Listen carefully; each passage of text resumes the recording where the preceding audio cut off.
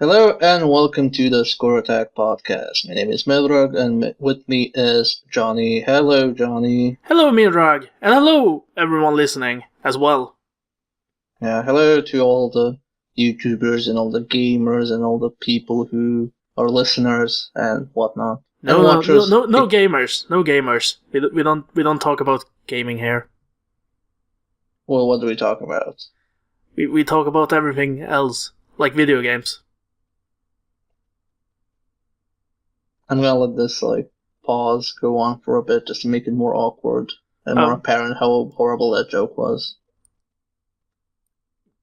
Okay, that's not It being horrible was kind of the point. Yeah, but you do bad or horrible. You need to do more good horrible I No, do. no. Bad horrible is the point.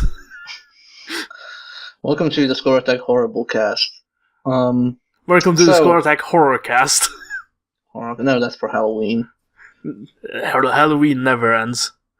Anyway, yeah, I don't know. Well, I'm feeling silly right now, so I guess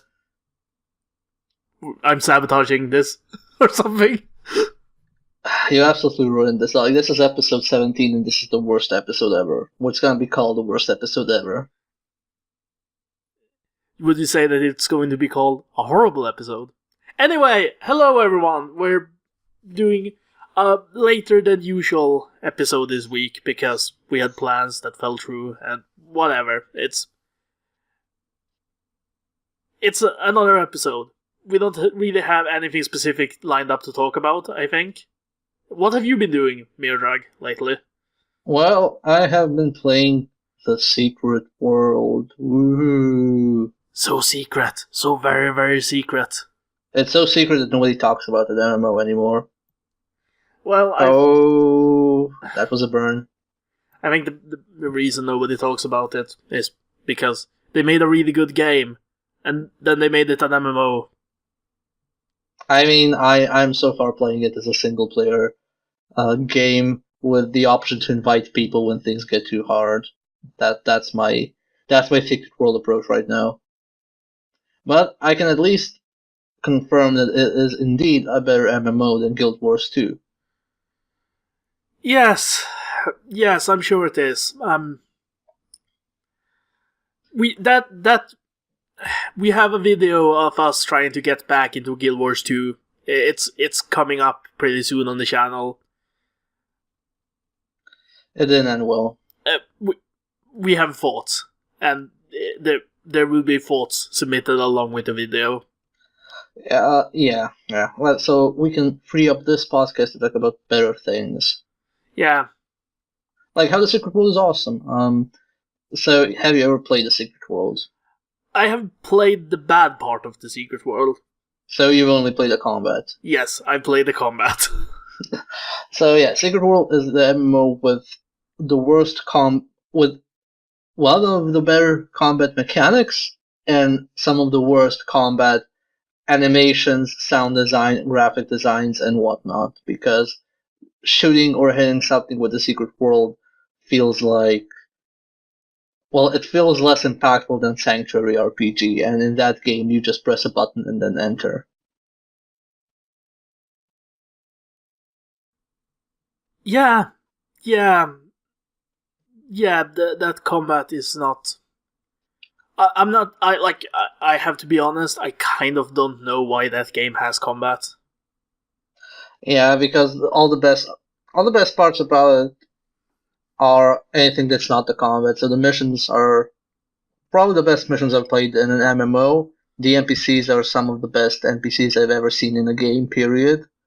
And the way you make your build is more or less, if you like building decks in board games, then you absolutely adore making builds in the Secret World.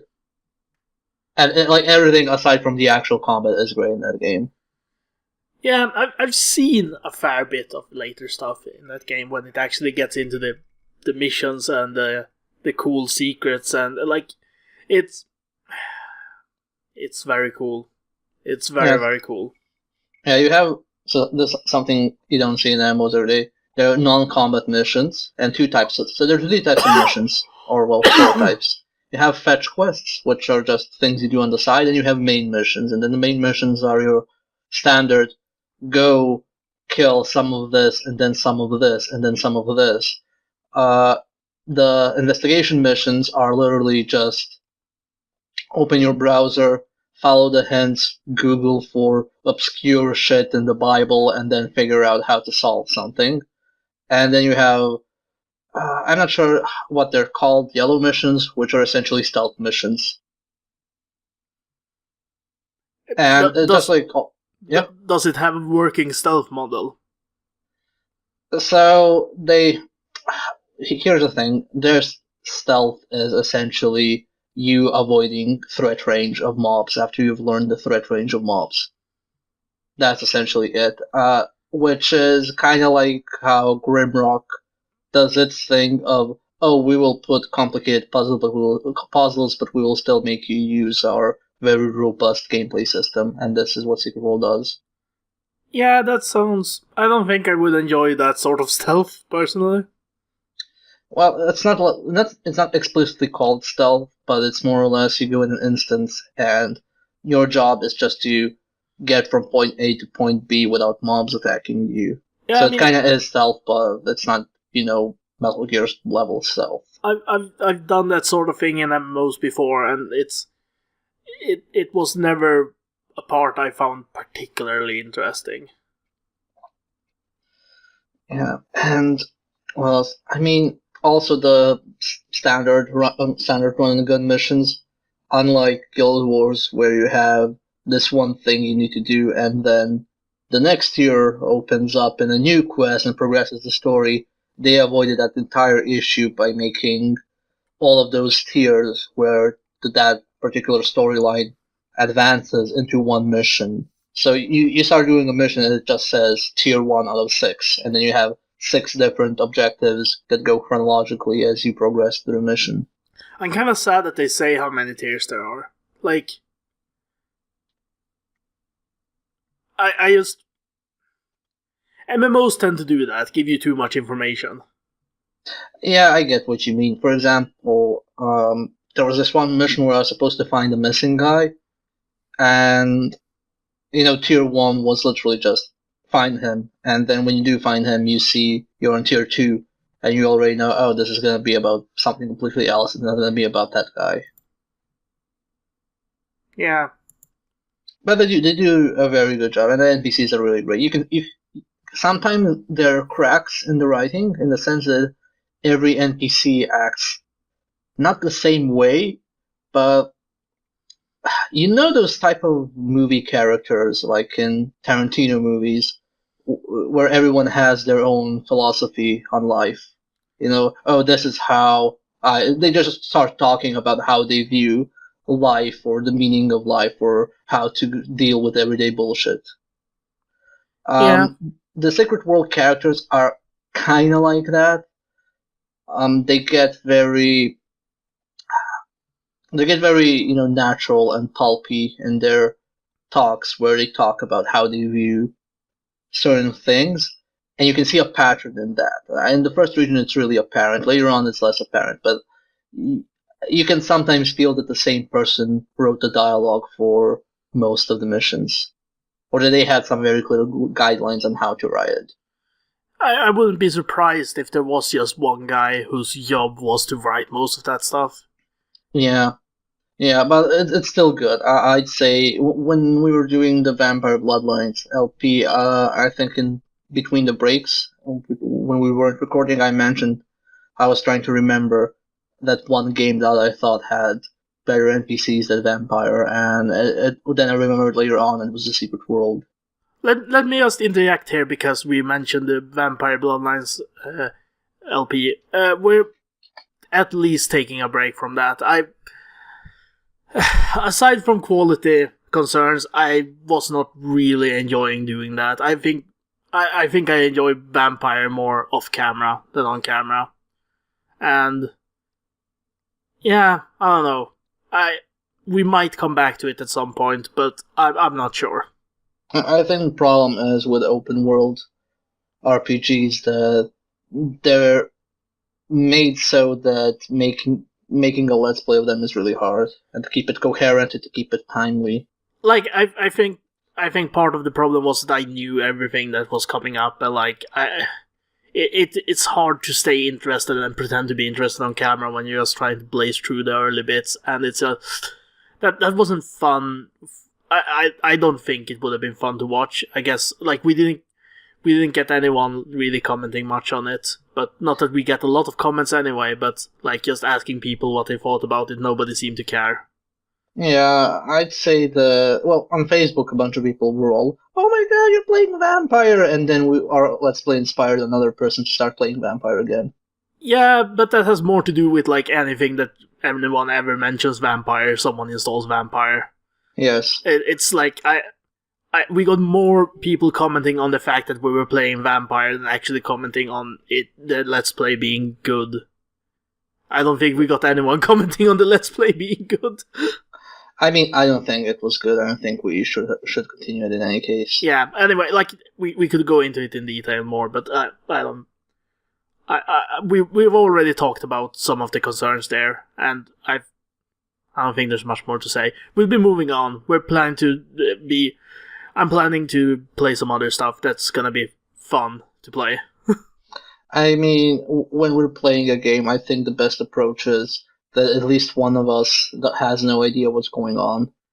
Well, I don't think that's necessarily always gonna have to be the case, but one of the ones that I'm planning to play maybe very soon, we'll see, but one of the ones I'm looking at is XCOM, and even though I know what I'm doing in XCOM is a game that will just surprise you and fuck with you and just do things that you did not expect, and like I think that makes for a good, interesting Let's Play. At least I hope it does. I mean, when we played Sanctuary RPG for the First Impressions, which is out tomorrow, as I'm recording this, but probably before the podcast, we went through parts I had already gone through like 3 or 4 times, and you had no idea what was going on, and that was just more interesting. Yeah, if we start the XCOM thing soon, that might also be out before this podcast. We'll see. Probably not, but maybe. Yeah, I'll also be doing, since my capture card is supposed to be here mid-March, which means we'll probably start something console-wise end of March, but until that happens, I want to do something else, so I'll probably be doing Binary Domain. That's the most likely candidate, but I want to just try a different approach and actually play the game first and then record it again, just so we don't, we can try something else. We can try a non-blind LP. I mean, the Resident Evil remake one was half blind because I played the original, but I never touched the remake. I think the remake was a good middle ground because you knew some of what you were doing, but you didn't know exactly what to do. Yeah, and I'll say this again and again. Old school horror games are really good to Let's Play, not because of the scare factor. That's the least of the scare factor. They have some very, very good pacing. I think that if we played any Silent Hill game, or I don't know, Clock Tower, Hunting Grounds, or whatever from the PlayStation 1 and 2 era, I think that would be good material in general. Yeah, and I don't currently have a capture card, and that's the only thing kind of keeping us from doing that, because I've never played a Silent Hill. So if we do that, I'd rather be the one playing it just because I'd be new to the whole thing. Yeah, I mean, I wouldn't mind playing Silent Hill 1 because I never finished it and because it's so stupid. But I think the best part about them is that the format they're in, the pacing is, you have just enough room to put in comments. It's not, high octane, pumped action, but but there's enough stuff happening constantly to not make it boring. Yeah. So anyway, yeah, we're still experimenting with like what to do with Let's Plays and all other content. Of course, we've only just started doing first impressions videos. We have published 0 reviews, and honestly, I am even hesitant to call the few reviews I write reviews, because they don't really follow the standard accepted approach of what a review is in gaming. But I mean, I don't think I have the time to do video reviews because that requires writing a proper script and some better production values than what we have right now. And I'd rather just write reviews if I ever did reviews again. Yeah, and I don't foresee that ever being a big part of our content, but at some point we will probably have some written stuff, and I will probably write some things. Yeah, I mean, when we have the site up, we're kind of thinking of how to approach that issue because there are a few things to keep in mind. Of course. But if we do reviews, we don't want to do them as product recommendations. So, like, first off, I'm kind of working as a game designer right now, so giving you product recommendations seems kind of silly, but I can try and give reviews as an, oh, this is what I think from a mechanical standpoint and from the narrative standpoint or from like the total thing, whatever. You know, let's not approach games as graphics, sound, narrative, and gameplay. Let's approach them as one thing. I probably have more interest in actually doing written stuff than you have currently. Yeah. But anyway, that's a later concern. That's a concern for the future. I'm kind of tied up writing fiction right now, or trying to write fiction. Yeah. Sorry that we're spending so much time talking about ourselves this episode. We just didn't have anything particular. Since don't apologize. This is the Score Attack podcast. I think it's reasonable to talk about Score Attack as well. Fine. Isn't this like isn't that my role? Am I not the one supposed to be like, no, it's fine? Well, I'm right this time, so I'm always right. So shit, it doesn't matter. Yeah, you're right. Usually you're not right. Yeah. Usually I'm just like making stupid one-liners. Yeah. Because I'm emulating a Friends episode. Yeah. I mean, I think the main problem is, what have you been playing? Well, you know that all those games we did first impressions on. Well, I've been playing that, and I already said what I thought about that. We'll have content going up. So, I haven't been playing a lot of stuff either. I've been playing a lot of Dota. So, I am trying to get more people into Dota because I miss having a 5-person stack to play with. That game is something special. That game is a sport. That game is something special, something specially dull. No. You told me yourself the only reason you're not playing it is because you know that if you get into it, you would get too into it. Well, no, because the only reason I'm not playing it is because if I have to get into it, I have to spend a stupid amount of time I'd rather spend playing different games. You told me that you could see, after trying it, you could see that would swallow you if you really did. But I'd rather play a fighting game instead. Like the new iOS port of Garou. Did you see that? Oh, fuck. Oh, no. I'm just gonna say, SNK, I think it's okay that you're doing a mobile port, but why the fuck don't you put that thing on Steam and PlayStation Network already? Yeah, no, seriously, like, not having Garou on a modern console with GGPO is, like, what?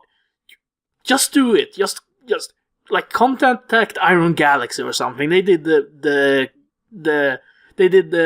GDPO ports for Capcom. Contact Iron Galaxy. Be like, okay, Garou on modern consoles with GDPO, do it. But SNK always does this. They always do this. They just post something on a teaser on Twitter or YouTube and are all, oh, do you remember Samurai Showdown, guys? Oh, you want more Samurai Showdown? And then everybody's like, oh my god, they're doing a new Samurai Showdown. Holy shit.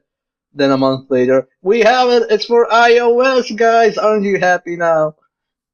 And then everybody rages with the fury of 1,000 suns. Do you remember Samurai Showdown? We made a poster! No. I'd rather have a poster than a fucking iOS. And it's not even an iOS port. They do something like, oh, here's the Samurai Showdown Infinite Runner. And then, okay, that's great, but why don't you give us the actual games? I want to play Samurai Showdown 3 or something. I Okay, like like that game. I understand that maybe not porting everything wouldn't be reasonable, but Garou, it's Garou. People love it. And It the sequel, has. is still officially in development. They Oh never yeah, canceled it. totally. Yeah, Garou 2 is in development. Totally. I don't know. It's just The same way that I Half-Life 3 is in development, huh? Actually, Half-Life 3 is probably at least a bit real. yeah. Garou 2 does not fucking exist. Stop kidding around. I mean, I'm guessing they're earning a lot of money from mobile, so it makes sense. But then again, there's so much SNK stuff on Steam right now, and it's getting released constantly that you just have to wonder why isn't Garou among those things too. Yeah. Yeah, And and the funny part is, Garou does exist for the Xbox 360 yeah, with a shitty netcode, and I don't know, just like give it to Iron Galaxy. They did Darkstalkers, which was fine, and they they did Third Star, which was fine. they did Iron Galaxy did First Strike Online, which Yeah. is like the one of the best implementations of GPO I have ever seen. Just Darkstalkers is also cool. yeah, I guess they just did it the same way. Like they did Darkstalkers, they did First Strike, they did Marvel vs. Capcom Origins, and they did Marvel vs. Capcom 2. The GPO versions of all of those. Yeah, I mean, honestly, I think Garou is the Darkstalkers of SNK, since Capcom is also the same attitude with Darkstalkers. They don't acknowledge it exists beyond Felicia and Morrigan. Except Darkstalkers isn't that good, and Garou is easily the best thing that SNK has ever done with fighting games. Seriously, guys, this game should be on modern systems. It should be archived. It should be available for modern audiences. Like, you'd make money for it, sure, but like other than that, just this game should be playable by modern audiences legally. Sure, we can get a GDPO thing and like do it semi legally that way, and that's fun and all. But seriously, this should be on the PS3. This should be on the PS4. It should be on the Xbox 360, and it should be on the Xbox One. Yeah, it should be everywhere. And it should be on PC as well. But that one's finding games on PC is not as much of a priority. It should at least be on the main consoles. Seriously, get on that shit. I mean, when I was at Nordius, we had an arcade cabinet, and we played Garou on it. And a friend of mine, a colleague of mine, who I don't know that he plays fighting games in general, like he played Last Blade a bit or whatever. He got so into Garou when I introduced it to him. We literally played it every day for 1 hour tops. Yeah, It's good. It's a game that people can get when they play it's it. probably one of the most accessible fighting games ever designed. Not because they did anything revolutionary with how it works and like did some revolutionary net input code or anything. It's just because it doesn't promote huge combos. It's just land hits. One hits and instant block. That's about it. Yeah, and sure, it's not an easy game, but it's not a very hard game to learn how to play either. It's one of those. It's like watching Potemkin tourney footage on XR. When you see what a Potemkin does, you can go, oh yeah, I can technically do most of this. And then it's all about when you do it. And Except how you in time Garou, it. I can actually do all of this because all of the stuff here are pretty simple. Yeah, you can do that by your character. And yeah, it's mostly about reading your opponent, and that to me, I hate doing this is what X genre is supposed to be about, but to me that's what I value in fighting games. Yeah, I don't like long combo fighting games, despite being an Arc System Works fanboy. Man, like Super Smash Bros. Melee. Super Smash Bros. Melee. We already went through this. Garou is better than Melee. Garou is better in most ways. I still think the thing Melee does that no other game does is that, like, it makes you not feel helpless while being comboed. Look, the only thing Melee has going for it is Captain Falcon. No, like Yes. Why would you play anyone except Captain Falcon? the funny thing about Melee and competitive Smash in general is that like while Smash seems really accessible, no, it's not. It's really not.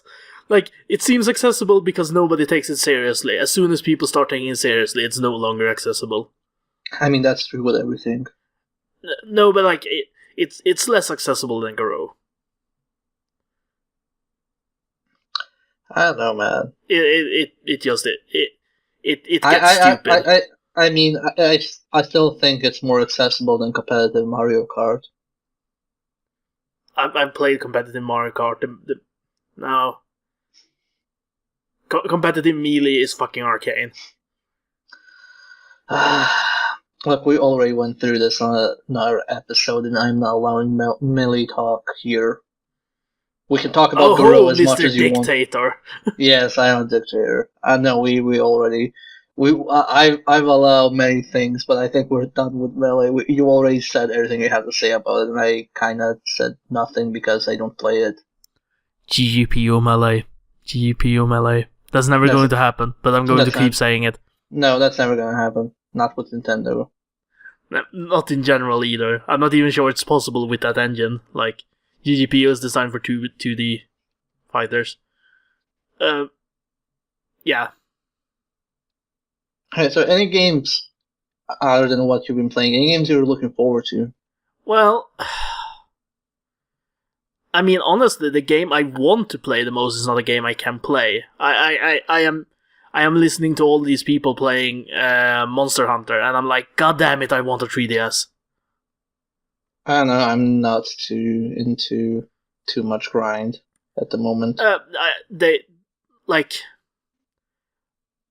Monster Hunter 4 sounds like it's a lot less grindy, and like basically those games are they're basically boss rush games. Like everything you do is fighting a boss, basically. We need more boss rush games in general.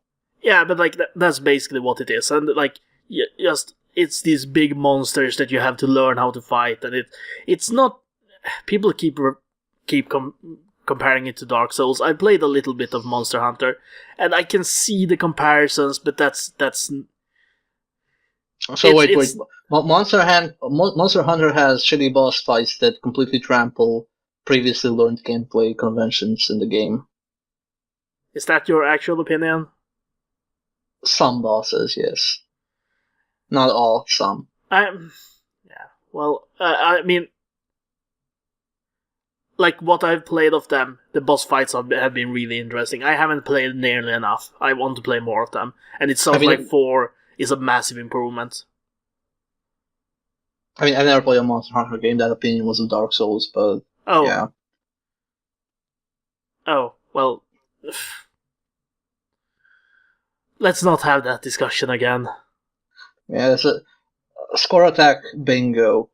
Just put a cross in whenever we talk about Dota, Dark Souls, Guilty Gear, Guilty Gear, Garou, Gamergate. What else? I'm not sure Garou. We talked about it on like 3 episodes now. That's not that much. Anyway, so yeah, I've been looking to for a 3DS, and like I'm really tempted. I have money that I set aside really to buy an iPad too, and I've been saving up for. But I'm also like, the new 3DS is kind of the new 3DS, not the XL. The new 3DS normal is cheaper than an iPad Mini, and we can exchange friend codes and play stuff when I buy a 3DS one day. Yeah, you don't have one, right? No, I realized that I don't have. We already talked about this. We talked about handhelds, but I'd rather get a 3DS at this point than a Vita because the 3DS seems to be more self-aware in terms of, oh yes, I'm a handheld, I'm not a AAA console that fits in your pocket.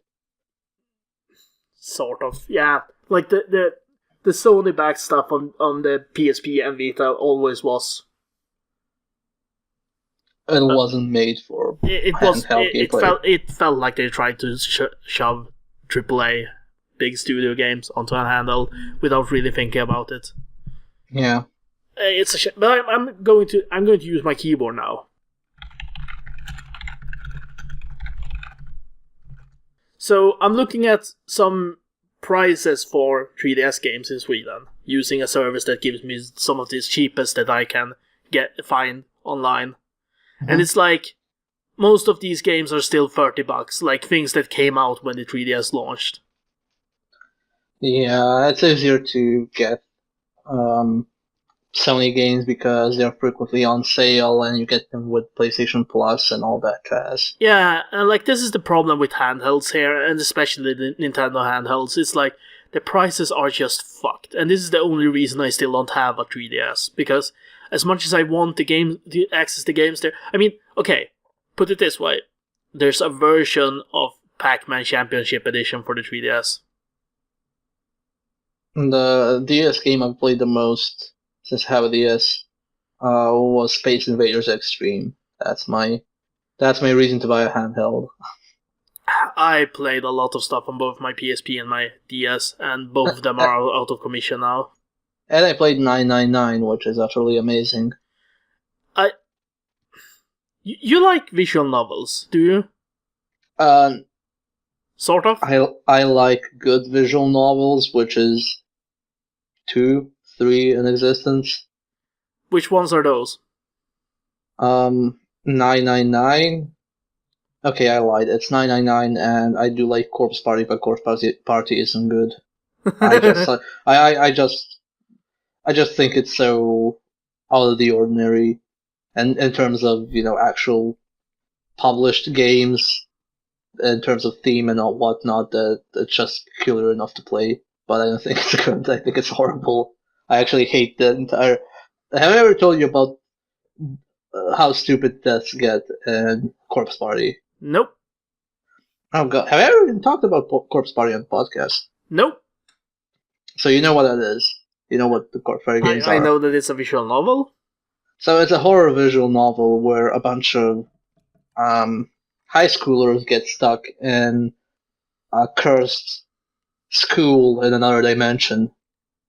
And the thing about Corpse Party is the first one was an old PC game, but when I say the first one, I mean the first Vita one.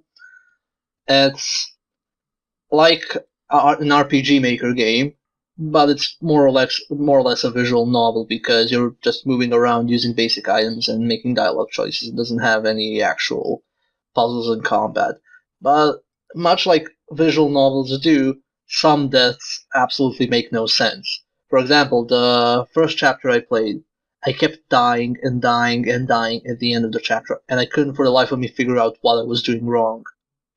The only thing I should have done was read a random poster in the hallway, because when you read that poster, there's no revelation information. It's just an old poster because it's an old school from the early, like, or not early, like it's 40 years old or something. There's a poster and it's just a poster of something random, and the characters comment on it. And if those characters read the poster, then you don't get the bad end at the end of the chapter. It's totally random. It actually doesn't even change the events that happens. It just changes the actual outcome of the event at the end. And there's a lot of stuff like that, where it's the only game I played that I know of where I had GameFAQs open and went with a spoiler-free walkthrough, because the more interesting part about it wasn't actually figuring stuff out, it was the actual story. But it's pretty gruesome. It has one of the most gruesome video game deaths I have ever seen, and it doesn't even post a screenshot of it. It all explains it all in text, and that was the only time I actually had to put the game down because I was actually disturbed. But it's fun. It's fun. It's fun. A lot of high schoolers dying. It sounds like a visual novel. It sounds like a visual novel. Actually, you know what it sounds like? Yeah. It sounds like Danganronpa. I want to play Danganronpa. I need to borrow like Kovach's Vita and just buy the game and play it at some point. Um, Another game I want to try, which I've heard is good, but is even more hardcore than Corpse Party. Have you ever heard of Saya no Uta? I don't think I have. So that's some ultra mega hardcore Japanese horror, like it's hardcore stuff that you wouldn't even see in an anime adaptation. It's manga only level hardcoreness, and I don't know anything about it. I just know that it's more brutal than Corpse Party, and I kind of want to see it just for that. And obviously, we won't be able to do a let's play of it without some ultra mega censoring because I mean, if it's as bad as people say, but I do want to try it.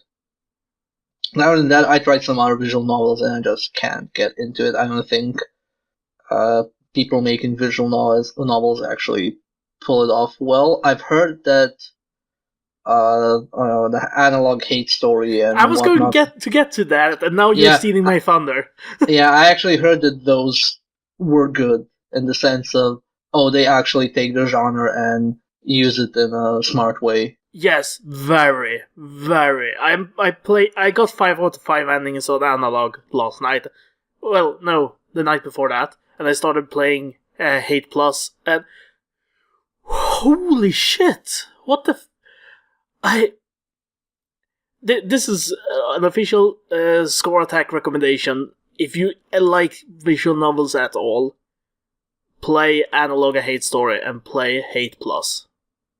I mean, like I said, I only like good visual novels, and the only actually objectively good one that I have played that Are I we can talking recommend is objectively 999. good now? Are we falling to these low lows? Okay, the only visual novel that I can recommend that doesn't fall into a thematical niche that you might otherwise have an interest in, a la horror or whatever. Uh, the only game I can recommend is 999, and I have heard that Virtue's Last Reward is more of it, but I have not played it. I am going to say that I cannot recommend 999 for one very simple reason. Yes. It is impossible to change the text scrolling speed, and it is agonizingly slow, and I couldn't fucking stand it because of it. Well, if you look past that, it's an amazing game, Johnny, and it's your loss for missing out on it. It's their loss for missing out on me. No, it's not. Yes, it is. No, it doesn't work that way. It totally works that way. I mean, we can talk about, this game is excellent, but it has this one annoying thing that I just can't get through, and that's why I'm missing on all this content. And usually, whenever I actually powered through some stuff I couldn't bear, I just, I always had a good payoff.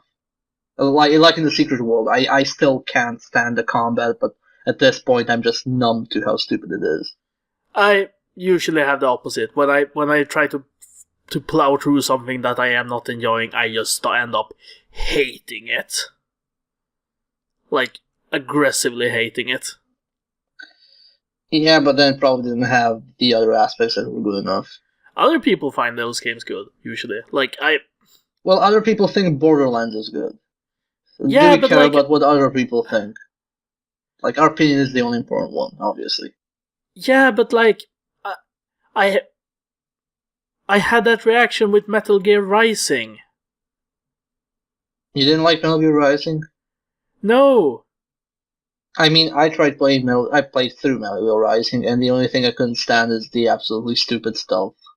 The thing I couldn't stand, and I hear this gets better later, but from the very start up until the point where the demo ends, the demo doesn't start at the start, the demo ends halfway through that section, but from the start where the demo ends, I played that bit, and it's just, every time I almost okay, I'm starting to figure out how the controls here work and what I'm doing, the game just goes, here, I'm gonna take the controls away from you, I'm gonna show you a quick cutscene, then some other shit is gonna happen, and then you're going to do something completely different now, and you're not going to... it didn't give me the time with the controls to get comfortable with it at all. It just kept yanking it away from me, and I just started hating it very fast for that. I mean, if people say that Metal Gear Rising gets better with cutscenes not interrupting shit, though, that's not true. That always happens. No, but It even People encourages you to said interrupt. that it doesn't happen as aggressively as in the start later on. No, I played at a very slow pace because I kept listening to the codec discussions, and that game has an obscene amount of codec discussions. It's So, insane, like, and it didn't bother me. it's one thing if it's voluntary, like I'm voluntarily seeking out these discussions, but when it just like How many Platinum games have you played? not very many. Yeah, Most of them I get into a position where I'm like, I wish I could like this, but it has one or two very big problems that ruin the point for me. yeah. Whenever I play a Platinum, I have played a few Platinum games, so I guess I'm just kind of used to with their pace of things because everything they do that has a very distinct pace and feel to it. So I didn't really find I need much time with Nokia Rising to figure it out, even with the stupid parry system. I I think my problem with the parry system is that oftentimes I just got it by simply mashing shit, and that felt unsatisfying. Like, if I get a parry without meaning to get a parry at any point, then what the fuck are you doing? I guess I was just better at the game than you. I guess fuck you. I mean, you did admit yesterday that you did not beat Chaos Legion, which I No, did. I did not. I probably could if I put in the time, but I was not as patient with difficult games at the point where I played the Chaos Legion as I am now. Well, I know. I guess that performance type difficulty is stuff I like, which is funny because I hate the old Devil May Cry 3. I don't like it at all, and that's a Well, performance-based fighting game. Well, I mean, performance-based game. if I recall your problems with 3 correctly, it wasn't the performance-based gameplay that put you off, was it? Yeah, it's just the character absolutely being horrible Like in every possible way. the writing in Devil May Cry 1 through 4 is not good. I know that some of you like some people like it. I even like some of its ideas and themes it plays with. It is not good writing. I am sorry.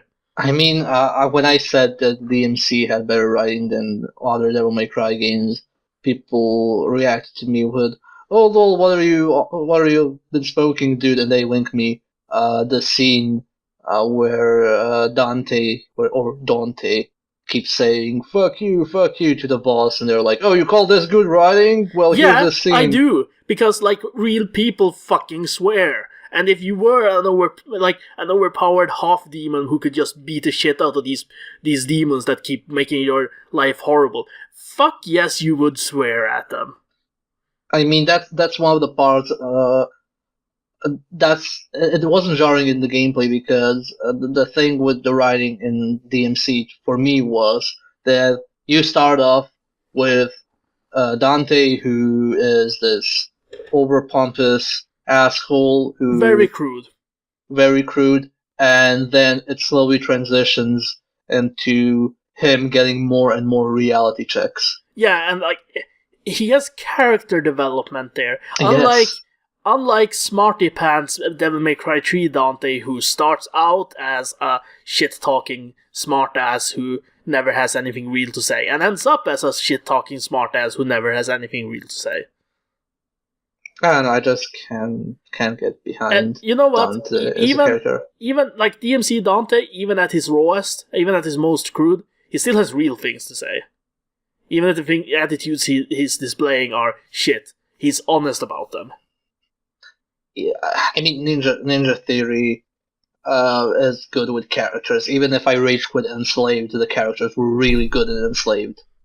Yeah, I think like their work on DMC Devil May Cry is fantastic. It is one of the best written action games I have ever played in my life. It is probably it's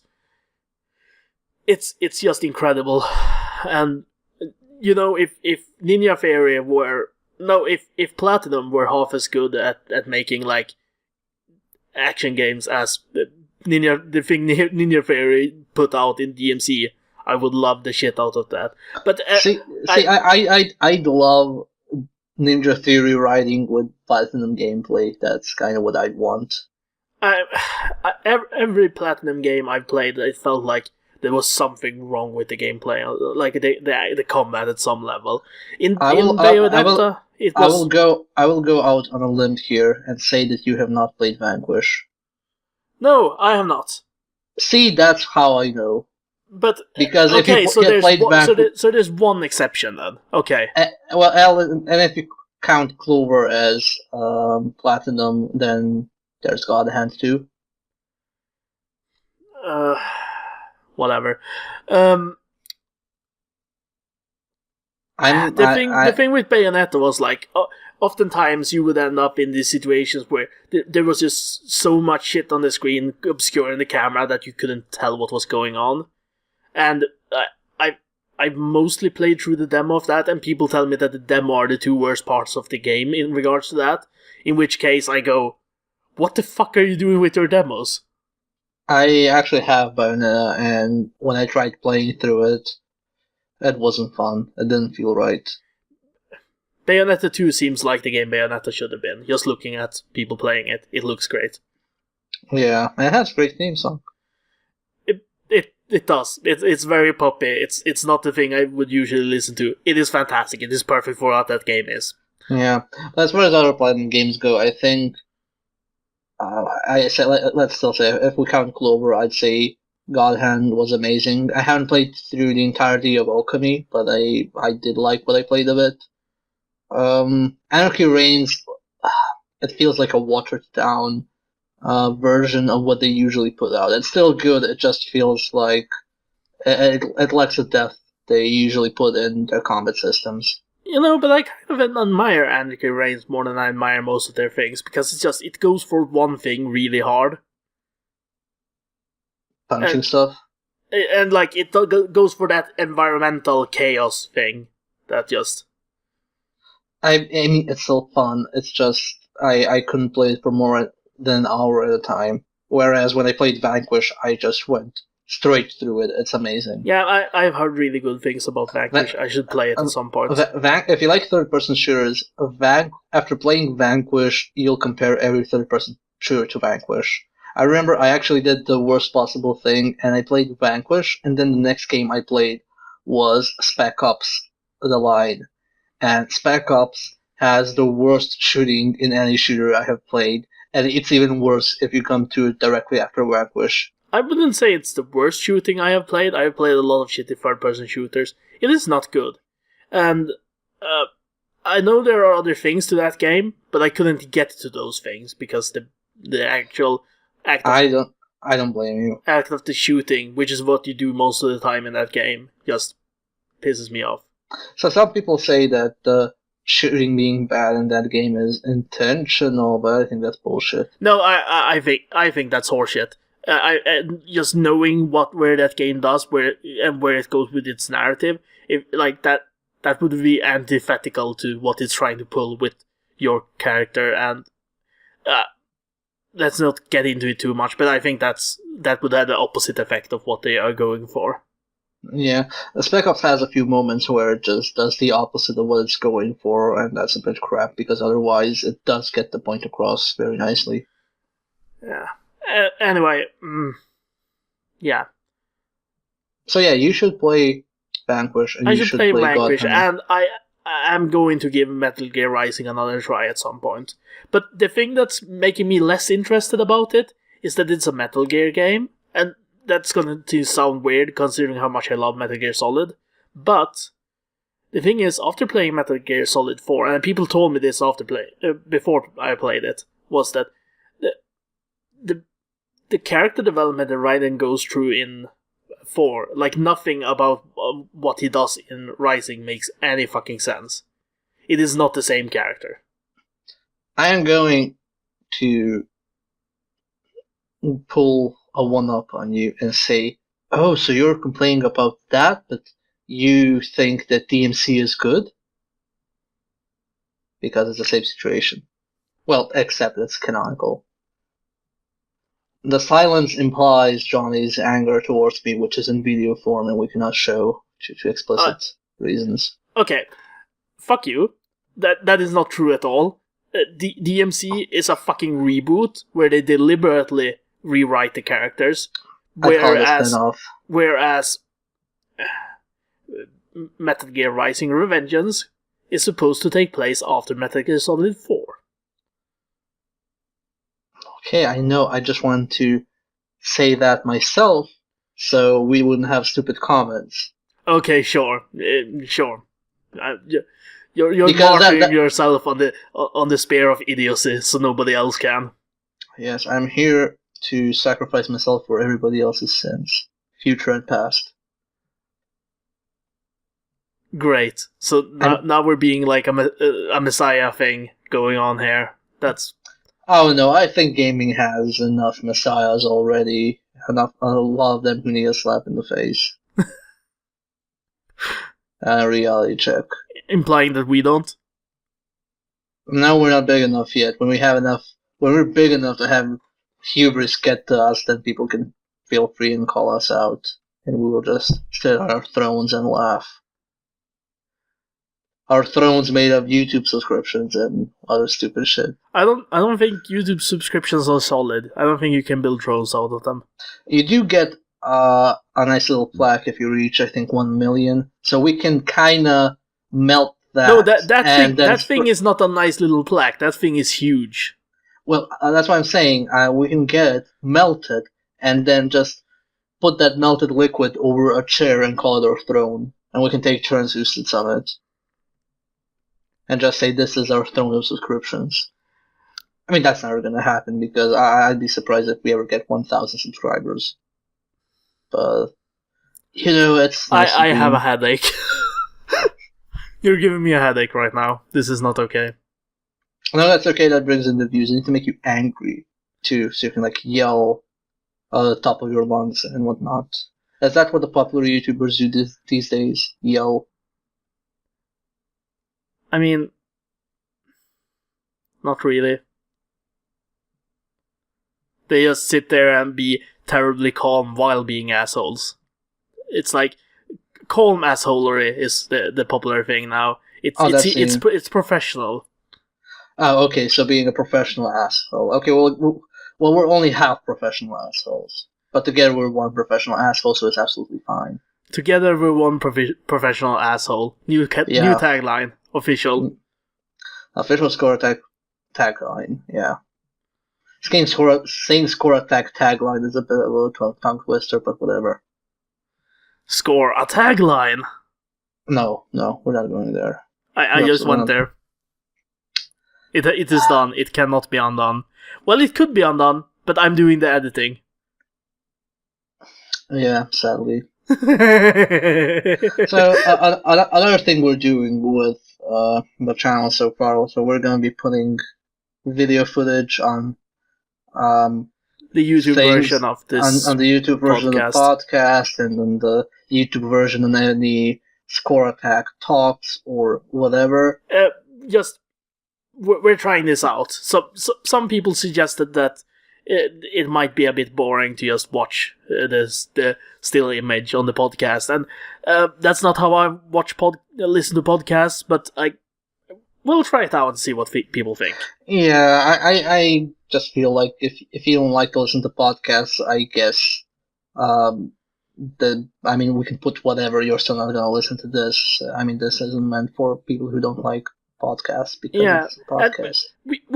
We would try doing a face cam thing, but at the current stage, most of our guests won't have webcams anyway, and the ones that do might not always be willing to use them. And it seems that might be something for the far off future. It is certainly not something that works for us right now. Yeah, we use face cams when we're recording this because we want to see each other's expressions and actually take in cues and whatnot. But when we're actually what we're actually showing is not our facial expressions because there's a bunch of stuff like people who either don't want to use them, can't use them. People act differently when they know they have a face cam. Yeah. we just don't want to do that. And someone also suggested, and this was like when they suggested doing the footage thing, that it should be real time, as in I'm playing something and we're podcasting, which is absolutely not a thing I'm No, gonna do that's not ever. gonna happen. That's not That's gonna never happen. gonna. Yeah, shooting the idea down right now. Well, okay, Maui Mallard was basically that, but that wasn't intentional. And yeah, Mui Mallard is bonus Score Attack podcast. I guess it's this. But like the podcast is supposed to be more in-depth discussion, and we're supposed to focus on that, and we're not supposed to focus on some stupid game at the same time. Yeah, and especially if the game demands a lot of attention, that detracts from the discussion. I mean, if the focus is discussion, we don't want something that will actually detract from it. Yeah. Anyway, we'll try that out. And did you have anything else to say this week? Anything else to add? I mean, I've started working on the outline for my new book, if that's a thing that's worth mentioning. I guess a decent number of our viewers are people who have probably read your book, right? Yes, probably. And if not, you can always, go and read it. It's not difficult. Considering that half our readership are your friends anyway. Yeah, and the other half of mysterious persons we do not know of. Or people. Or people who accidentally clicked this. People who accidentally clicked subscribe. Oh no! Yeah. What did I do? Who are these people? Yeah. I don't know what that voice was. But yeah, we'll be having. So we've been doing a lot of first impressions. Honestly, we're doing first impressions when we either are able to get a key for a game or just buy the game. We're just gonna do it then when we can, when it makes sense. Otherwise, we're gonna be focusing on Let's Plays, I think. We're gonna focus on whatever we feel like focusing on. Right now we've had a Let's Play going at pretty much all times. Yeah. I think this right now is the only time since we started Dark Souls that we haven't had a Let's Play going constantly. But we have other content, so it's fine. But we have other content, and I don't want to lock us down to just doing Let's Plays. Yeah, and I'll also be getting my new microphone soon. It's ordered. It should be here mid-March, and hopefully with that will end all issues with, oh, Miodrag's microphone sucks. Miodrag, you should buy a new microphone. Yes, I have bought it. It's on its way. Yeah, and then we'll have equally good or shitty microphones depending on who you're asking. Seriously, people like people like Patrick Krupek of Kotaku and Formula of Giant Bomb use the same microphone I have. It's good enough. Yeah, I bought it. I'm gonna calibrate it. I have a pop filter. It's gonna be fine. I don't have a pop filter yet. I should get on that. Yeah. We have a lot of interesting stuff when the actual capture card gets here. We have a lot of interesting stuff planned. We already discussed games we will be Let's Playing. Well, one of the things that might be happening is since Miodrag will have a capture card and a microphone relatively soon, he might do some more local stuff with his local friends. Yeah, one thing that's definitely planned is doing a series of 4-player local videos. Also, you said you might want to do we have planned this for a long time, and we're still not sure if this will happen. But I want you to play through the Metal Gear games at some point, and we don't need to. That's some far off point. At some far off point, I want you to do it now. I want you to do it yesterday. Okay, so here's the deal. Do you know how I play stealth games? I presume that you stealth? I stealth, and here's how it goes. Here's how I played Marco the Ninja. Stealth or Dishonored, or anything that's stealth related. Move, move, move. What's that? Oh no, quick load. Move, move, move. What's that? Oh no, quick load. That's how I played every single stealth game. No quick loading in Metal Gear. There's a restart checkpoint, I'm sure. I don't think there is. I think you actually need to die for it to restart. Well, then I'd probably be a lot of me killing myself because I'm upset I got detected. Anyway, because I did do that in games. If we record that won't be a proper Let's Play. If we do, it will be more like a stream archive thing. Yeah, it'll be an archive stream. I'm not editing. No, totally not. We're not. But that might be an extra thing. We'll see. But anyway, Miodrag will have access to ways to do more local content, which will also free me up more to do my own projects a bit. Because even though we enjoy doing these things together, like having us both need to be having to be present at everything we do really both slows us down and limits in what we can do. And one thing I do promise is that I'll probably not be doing solo stuff because my solo commentary is really weak. And I think dual commentary is much more fun anyway. I think so as well. I think my solo commentary can be okay. I did do I did commentate most of my Dark Souls first run because I did that on stream, but I have lost most of that footage by now. No, wait. This is a perfect opportunity considering your backhanded compliments. No, Johnny, your solo commentary is shit. Miodrag, you have not seen any of my solo commentary. I did watch your Dark Souls 2 stream back then. Oh, but that wasn't... That did not have much commentary on it. Exactly. I did not go in to commentate that. That was more... largely because I basically had no audience for that. You had me? Yeah, basically no audience. Wow, thanks. More backhanded compliments. That was not Johnny. a backhanded compliment. That was just an insult. More backhanded insults from Johnny. There's nothing backhanded about that insult. Look. This is fine. I can be superficially politically incorrect because I'm Serbian and I have the right given to me by our history to be like that and being Eastern European. And you can be a cruel, heartless bastard because you're Swedish. What is this image of Swedes you have? Oh, it's just stereotypical, superficial, racist image in Serbia that everybody up north is cold and emotionless. Okay. That's we have that kind of image for everybody. I can give you a list of what we think about everybody outside what do you Serbia. count as the north? Is Germany north here? No. Oh, if you want to know what we think of Germans, German is called Nemac in Serbian, which is derived from the word nem, which means mute, because we call them mute people because they don't speak Serbian. Literally, that is why they are called like that. You guys are stupid. That's another insult. That's actually been their name for centuries because somebody from Germany came over and started speaking in German, and our ancestors were all, "Oh, this guy doesn't speak Serbian. He must be mute." Oh, ha, ha, ha. And then it got on, and everybody called them mutes. That's language is stupid. Hey, I speak languages, and languages are not stupid. It's just that Serbia is, not as. I don't know if I said it. Serbia is the kind of place that if you come here to visit, they will absolutely love you, but then they will talk about your country behind your back, or if you move here, they will dislike you because what are you doing staying in our country? Yeah, you've said that a few times. Yeah. But it's a great place to visit. It's a great place to visit. If you're just saying that you're visiting, they will absolutely love you and do everything for you. I am visiting. Carry me to somewhere. I don't know. I mean, it's very. I don't know. Serbia is the land of oxymorons. Nobody has money here, but they will pay for everything despite you having more money. If you come and visit here, they're like, no, I'm paying for the drinks. No, I'm paying for the food. Don't worry, it's all cool. And you know that those people have less money than you. Far less money. They still do that.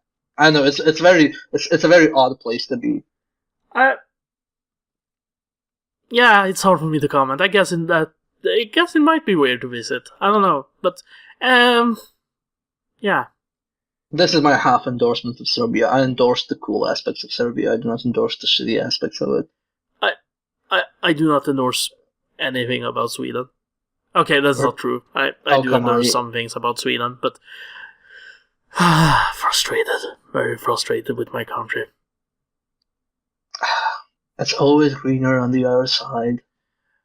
No, it's not. I know that there are huge problems elsewhere, and I could basically not survive outside of Scandinavia right now. But, well, wouldn't you melt if you left No, that we both know that that's not the reason. Yeah. We both know that the reason is because I'm terrifyingly unemployed. Yeah. Well, don't worry. When the YouTube throne arrives, you'll have a full-time job sitting on the throne Sure. and making videos. Damn it! You expect me to do work? What is this? Well, yes. Well, actually, no. If we have our own YouTube throne, we could probably get our own editor and just tell him, "Yeah, you do the editing. I'm not touching Lightworks again. Fuck Lightworks. You can Well, deal with that shit." indeed, fuck Lightworks. Lightworks is fucking worst. It really okay. Let's not. Like the nightmares I have with Lightworks, it makes Audacity feel like a stable, predictable program which does not require that you sacrifice your firstborn to make it work. Guys, one piece of advice if you ever try to get into YouTubing: have money to get proper editing programs. Just Your choice, yeah, your choices with editing shit on YouTube are for free, are Windows Movie Maker and Lightworks and stuff that's not even worth mentioning. And Movie Maker is really bad.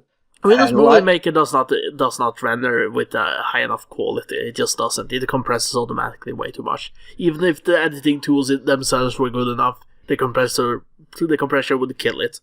Yeah. Okay, so why Lightworks is bad? I'm just gonna give an example. When you're doing something, you have no idea what you're doing, but you've been using the program.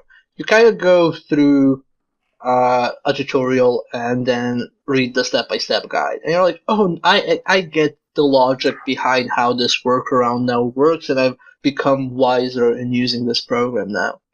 With Lightworks, you read a step-by-step guide on how to avoid a simple issue like the audio rendering at a different frame rate than the actual video, and you read that, and you don't get the logic behind it. And you don't understand how it works. You don't understand why it's happening. I have a very, very simple way to explain why Lightworks is terrifying, and people who have ever used a video editing program will understand what I'm saying here. Lightworks does not use layers for anything when video editing. Think about that. Layers does not exist. It does not think in terms of layers. If you have ever used Sony Vegas or anything, you will understand how horrifying this is. I mean, Lightworks has this stupid shark in the corner that keeps looking at you and smiling, and I just imagine the scene from Jaws as I'm rendering the video, waiting for that shark to emerge and eat me because I dared to render that damn thing.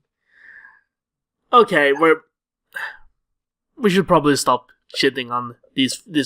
Lightworks is a free program. It's not great, but it's what you kind of have to. It's one of your options that you kind of have to use when you're doing things and you are not a person with money. There's also Blender. I use Blender for some things. I have moved around a lot between things, but like they all have advantages and disadvantages. But if you have the money to afford something, and especially if you're a student, so you can get student discounts for like Sony Vegas or Adobe thing, go for that because those things work. They work. I mean, when we get if we ever come to some cash from this, I don't know how if that even happens, but we're getting video editing software. Fuck this. Adobe Creative Cloud does not cost that much per month. Yeah, we'd probably get something like that because seriously, it's just I know it's free. It's just I keep losing my mind working on it, and I hurt other people when I lose my mind. I lash out on my loved ones when video editing frustrates me. Anyway, do you have any plans that aren't depressing for the future? Let's see. Okay, so I have binary domain. I have to do the outline for my book, finish that up. I also have to play D&D, where I have a flying squirrel familiar that throws grenades. D&D, I think D&D is probably like it's the vanilla of pen and paper. It's the most boring thing you can do in terms of that, but it's still pen and paper, so it's still cool. I mean, it's not vanilla D&D, it's a homebrew system, which is why I have a flying squirrel familiar with grenades. Yeah, sure, you can modify anything, because everything is up to the games master. He can do Yeah. what he wants. He can say that in this campaign there is no such thing as a strength stat, and that would be really silly, but he could do that.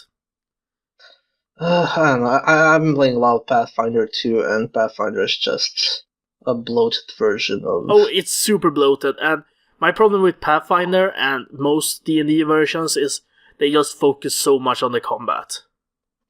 I don't mind the focus on combat. I mind when the system actually breaks after 10th level. I mean, I can't talk people into, doing a campaign after level 10 because they just downright tell me I don't know how to control this shit. It gets too powerful. It's silly and it's stupid and it didn't even do. The only good thing Pathfinder did was add something interesting on every level, but the power difference and stuff, it's still stupid. I have heard very good things about the new D&D. I'm gonna get those books somewhere at the end of the year or whatever in a bundle, but I'm interested. I've heard it's decent. Yeah. Anything It's better else? than... Well, no, I'm a very boring person. I have a 9 to 5 job where I do where I do stuff that's under heavy NDA, so I cannot even discuss it. Of course. Yeah, so yeah, my life is basically work, sometimes go out and drink, let's plays, and finishing this one book per year obligatory ratio I've imposed on myself. One per year is pretty rapid, man. I mean, it's a novella, and It's still pretty rapid. It is, but that's a problem. I'm doing this as a hobby. I don't want to do this as a main thing. I just want to finish up with this little saga I've envisioned, and I'm probably not going to touch writing again unless I become filthy rich from it for some reason. Then Never I have write to. anything else. Well, no, because here's the thing. The more I specialize in stuff, the more other things I can do are narrowed down. So when I was in high school, I could play games, I could watch anime, I could watch movies, I could read the comics and all that. And then I went into college, and my free space kind of narrowed. Now I'm doing game design for a living, and my free space is mostly taken up by game-related stuff because it helps me learn more about my profession. And now when I'm writing, now I have this problem where I'm thinking, it might be actually more useful for me if I spend this time trying to finish a book to actually, learn to program or actually focus that game on making, even focus that energy on making an actual game. For example, like even doing a visual novel might be better than actually doing a book. Time management is a serious thing, and like, I am really glad that we're doing this. That the industry is starting to put out these smaller games, smaller projects. Yeah, because that's the thing. I just like wonder. Okay, should I focus on these books? Should I convert my existing book into a game or something like a solo project? Because in the end, what's better for me and my future? Is it better to say, here, I wrote a bunch of books, or is it better to say, here, I made a bunch of little games? I think having a mix odd. of things is cool.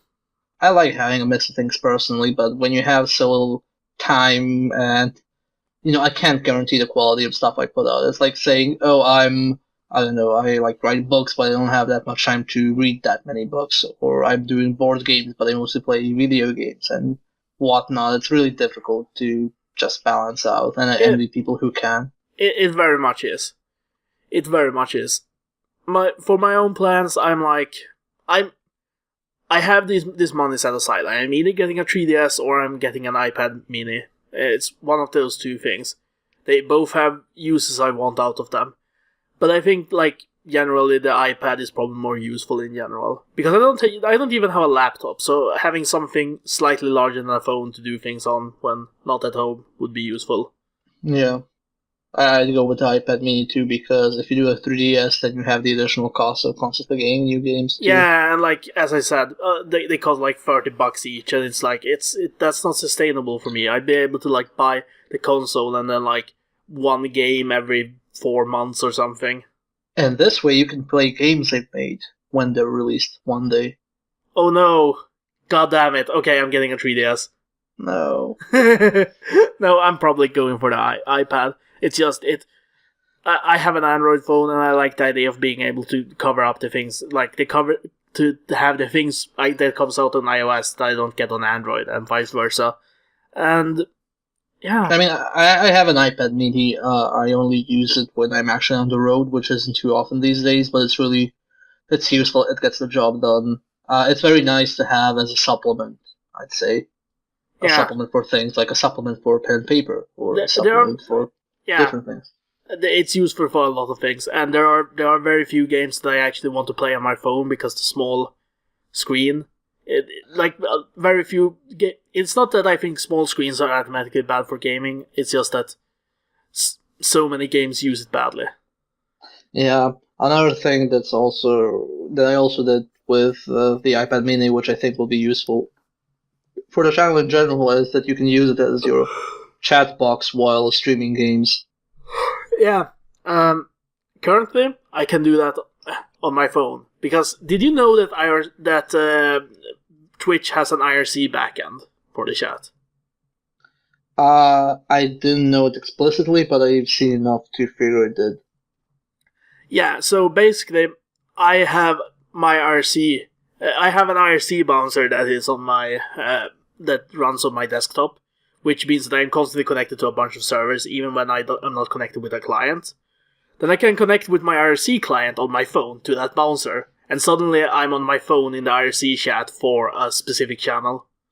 You know, honestly, I think that more stuff should have our IRC backends. For example, did you know that you could actually use champions as chat with Pigeon? So as long as you were subscribed to the That's game, XMPP, right? yeah, that's XMPP, but I still think it's a good backend. Yeah, And you didn't have to be in the game to actually chat with people, which was super, super useful. yeah, I think that's cool. I think that's super cool. And like I use Pigeon for my IRC on my desktop as well. I just Yeah, connect to the bouncer through there. yeah. Well, okay, I guess this is enough. This was a very mishmash episode. Yeah, but I think that's okay as well. That's okay. We're being very natural in our delivery. Okay, I guess. I don't really think about that when we're podcasting, which is probably a good thing. Actively thinking about, oh, let's be natural now, won't make you particularly natural. That is true, yes. Anyway, have a good day, night, or whatever, everyone. We'll see you next week. Laters. Bye.